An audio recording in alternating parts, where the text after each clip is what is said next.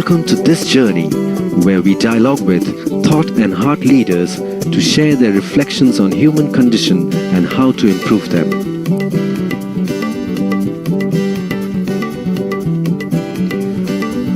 Today we have with us Chade Meng Tan. Chade, popularly known as Jolly Good Fellow at Google, has been searching and penning down his mission for world peace. His first book, Search Inside Yourself, was New York Times Bestseller, and his new book, Joy on Demand, further nuances the practices for a more joyful living.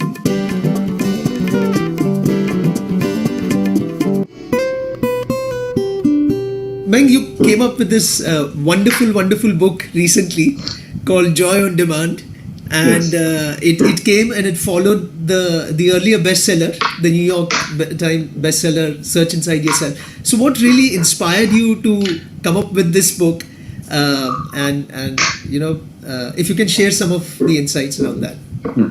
The original inspiration for writing Joy on Demand was to help people to meditate, rather to sustain the practice. So what happened was this: I wrote Search Inside Yourself, and I taught a class and so on.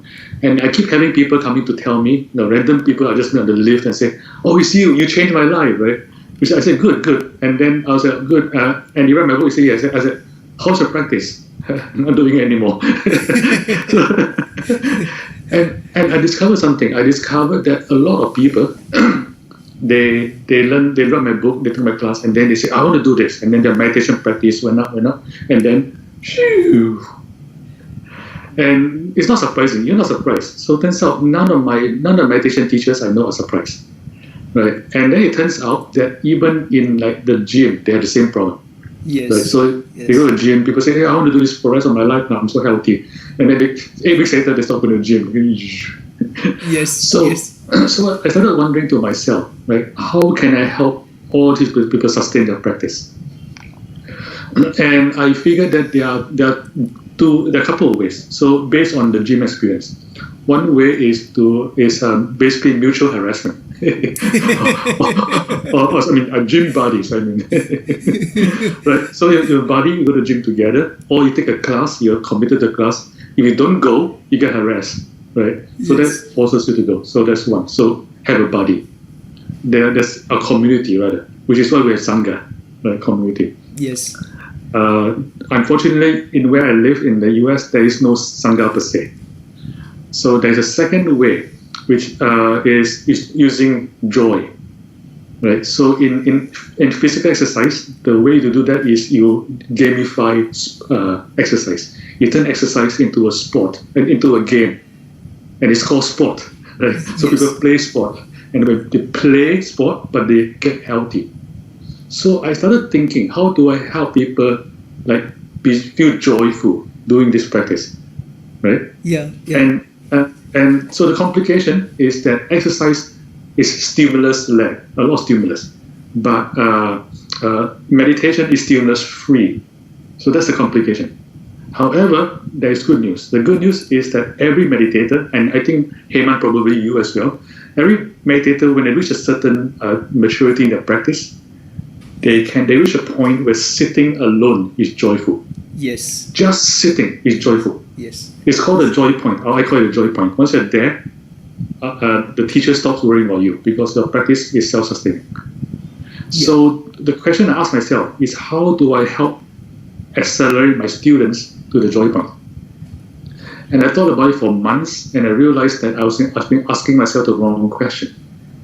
The question I should be asking is, how do I front load joy in the process so that from day one, their sitting is joyful? They have a sustained practice. Yeah. So I started writing the book about how to do that. And then, once it went to the publisher, my editor looked at it and said, you know what, if you just change it by 10%, you can turn it into a general book on joy for everybody. Wow. I was like, yeah. So I did that. I just moved a few things here and there. I rewrote the introduction, and then there's a general joy book. So that's it. As you're narrating this, I'm reminded of some of the work that is happening in behavioral science, where the whole idea is gentle nudge, tiny habits, gentle nudge. So, would that be a good thing to say that your practices are in alignment with those concepts? Yes, and it's something deeper. So for a while, I thought that practice was about sustaining practice. I thought it was about managing energy, right? You need the energy to practice, and then I realized I was wrong. And then I thought maybe it's about managing joy, and then I thought even that was wrong. I think essentially it's about managing interest. If it's something you're interested in, then you have the energy and the joy. So it's all about managing interest. And so as part of managing interest are things they talk about: gentle nudges, right? Forming habits, finding joy in the process, and so on and so forth.